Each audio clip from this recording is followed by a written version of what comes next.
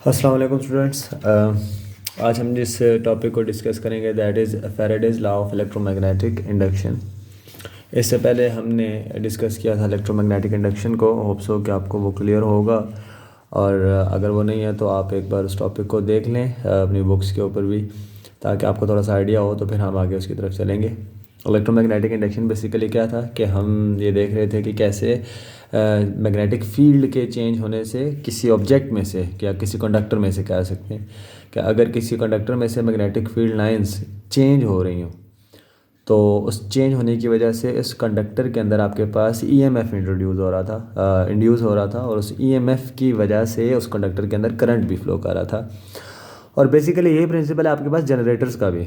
Generator जो current produce करते हैं, आप देखते हैं कि उसमें जब आप जनरेटर को ऑन करते हैं तो उसके अंदर कुछ मोटर्स हैं जो कि मूव करती हैं।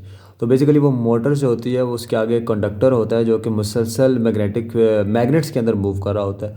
और जब उस कंडक्टर के अंदर से जब कंडक्टर मूव करता है तो मैग्नेटिक फील्ड उसमें से जो पास कर रही है वो भी मुसलसल मूव कर रही होती है। उसकी वजह से उसके अंदर जो है करंट प्रोड्यूस होना शुरू हो जाता है। तो आज हम थोड़ा सा मैथमेटिकल रिलेशन भी देखेंगे। मैथमेटिक्स तो मस्ट है आपके पास, ताकि कुछ हमें रिलेशंस मिलें, हमें पता चले कि ये जो ईएमएफ प्रोड्यूस हो रहा है ये किस तरह से हम ज़्यादा कर सकते हैं, कम कर सकते हैं, या ये किन चीज़ों के ऊपर डिपेंड कर रहा है। तो फैराडे ने हमें इसके बारे में इंफॉर्मेशन दी। ही सेज के EMF is directly proportional to the rate of change of magnetic flux. First उसका पॉइंट यही था कि जो आपके पास ईएमएफ प्रोड्यूस हो रहा है किसी भी कंडक्टर के अंदर, it is directly proportional to the rate of change of magnetic flux. यानी कि मैग्नेटिक फ्लक्स जितना तेज़ी के साथ चेंज होगा। मिसाल के तौर पे अगर मैं इसको यूँ बोलूँ कि आपके पास ये मैग्नेट है, this is its north pole and south pole, और ये मैग्नेटिक फील्ड लाइंस हैं जो कि इस मैग्नेट के फील्ड को रिप्रेजेंट कर रही हैं, फील्ड को, उसके इर्द गिर्द जो फील्ड है उसको रिप्रेजेंट कर रही हैं, जो कि नॉर्थ से किस तरफ जा रही हैं, आपके पास साउथ की तरफ जा रही हैं। और यहाँ पर मैं कोई कंडक्टर प्लेस कर देता हूँ, इन अ सेंस कि यहाँ पे मैं एक कोयल को प्लेस कर देता हूँ। अब ये मैग्नेट जैसे ही मैं इसकी तरफ मूव करूँगा और इसे दूर लेके जाऊँगा, तो जैसे ही मैं इसको करीब लेके जाऊँगा तो ये फील्ड लाइंस इस कोयल में से पास करेंगी। यहाँ पर अगर गैल्वेनोमीटर है तो वो डिफ्लेक्शन को शो करेगा, और अगर मैं इसको वापस की तरफ लेके आऊँ तब भी मैग्नेटिक फील्ड लाइंस से निकलेंगी, तो फिर कंडक्टर डिफ्लेक्शन को शो करेगा, लेकिन इन ऑपोजिट डायरेक्शन। लेकिन वो कहते हैं कि आप जितनी तेज़ी के साथ विद रिस्पेक्ट टू टाइम उसको मूव करेंगे, जितनी तेज़ी के साथ आप इसको लेके जाएंगे, वापस लेके आ जाएंगे, लेके जाएंगे, वापस लेके जाएंगे, जितनी ज़्यादा बार आप इसको लेके जाएंगे, इसमें से मैग्नेटिक फील्ड लाइन जितनी तेज़ी से चेंज होगी, आपके पास ईएमएफ भी उतना ज़्यादा इंट्रोड्यूस होगा।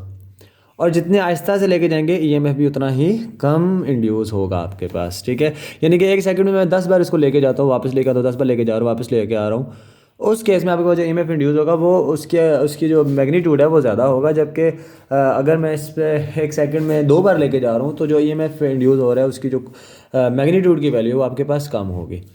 सो यहाँ से हमें एक रिलेशन ये मिला कि ईएमएफ जो है वो रेट ऑफ चेंज, रेट का वर्ड जब भी आता है तो आप समझ जाएं कि हम टाइम की बात कर रहे हैं या टाइम के रिस्पेक्ट से किसी चीज़ की बात कर रहे हैं। जैसे कि रेट ऑफ वेलोसिटी को जब टाइम के लिहाज से देख रहे हैं और उसमें वो चेंज हो रही है तो दैट नोन एज एक्सेलरेशन।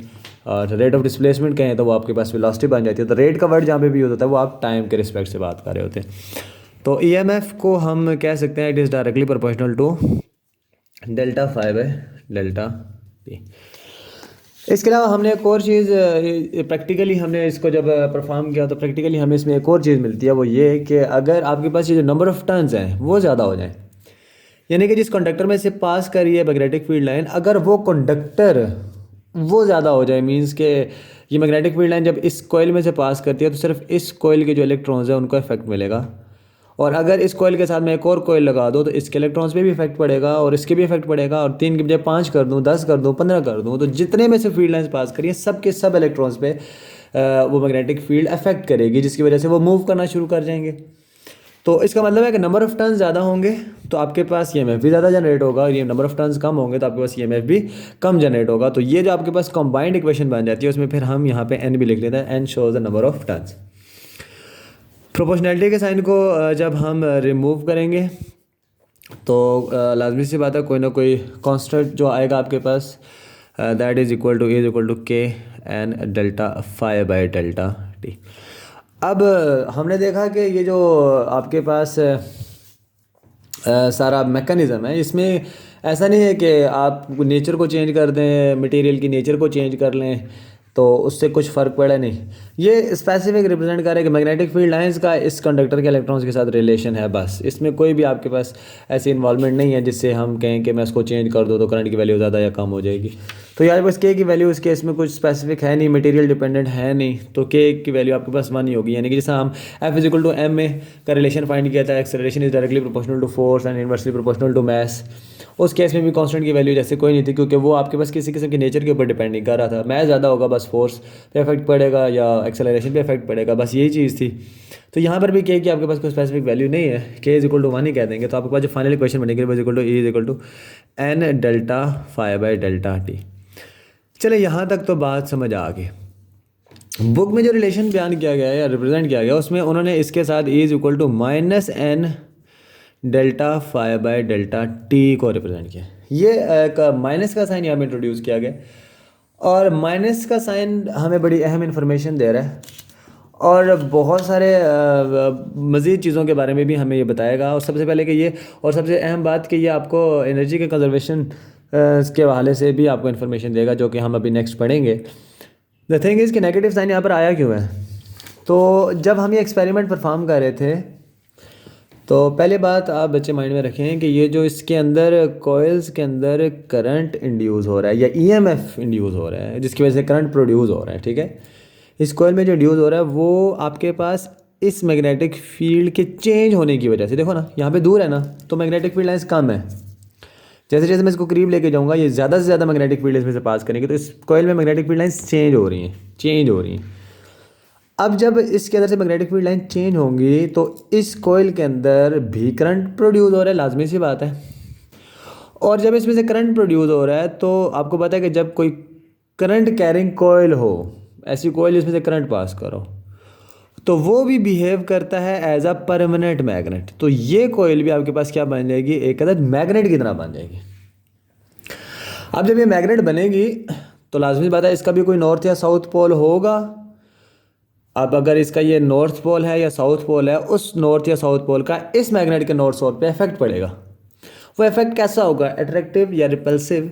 तो हम देखेंगे कि इस तरह का इफेक्ट इस मैग्नेट में प्रोड्यूस होगा, या इस मैग्नेट का ये पोल वो वाला पोल बन जाएगा, वो वाला पोल बन जाएगा जो इसकी मूवमेंट को अपोज करे, यानी कि अपोज करेगा। ये मैग्नेट जो बनेगा ये हमेशा इसको क्या करेगा, अपोज करेगा, अपोजिशन की तरफ जाएगा, उसको सपोर्ट नहीं करेगा। मिसाल के तौर पर मैं इसको अगर इसके करीब लेके आना जाऊँ तो ये जो मैग्नेट बन रहा है ये इसको अपने करीब आने से रोकेगा, और अगर आप इसे दूर लेके जाओ तो ये आपको दूर जाने से भी रोकेगा।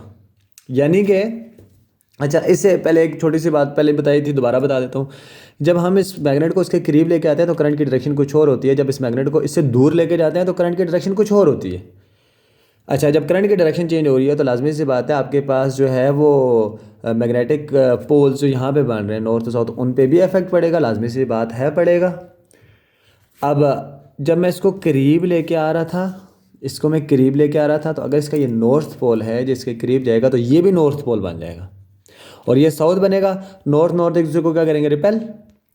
और जब हम इसको दूर लेके जाएंगे तो ये करंट की वैल्यू डायरेक्शन चेंज, करंट की डायरेक्शन चेंज तो मैग्नेटिक पोल्स की डायरेक्शन भी चेंज।